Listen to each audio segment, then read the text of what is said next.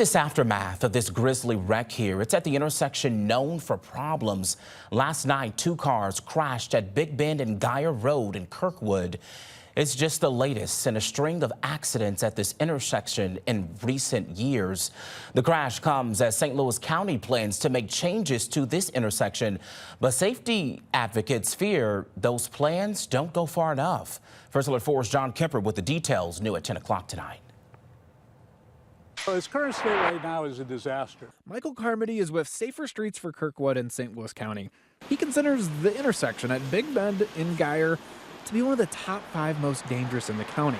And he wants the county to address it fast. There's a moral obligation that they must. Saturday evening, First Alert 4 crews shot video of this crash at the intersection. No official word on what happened from Kirkwood police, but vehicle parts were scattered across the street.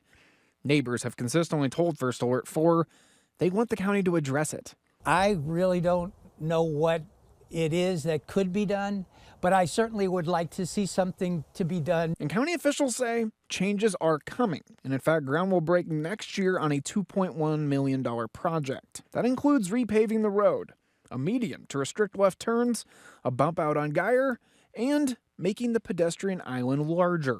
Now, there's a few things Carmody wants to do.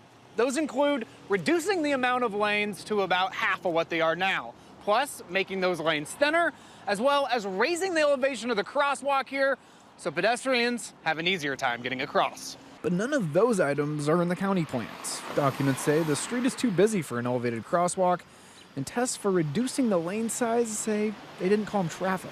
They're going to spend almost $2 million on this road and not put in one traffic calming measure, not put in one new crosswalk. The entire county project on Big Bend goes from Kirkwood Road to Couch Avenue, spanning 1 mile. Reporting in Kirkwood, John Kipper, First Alert 4.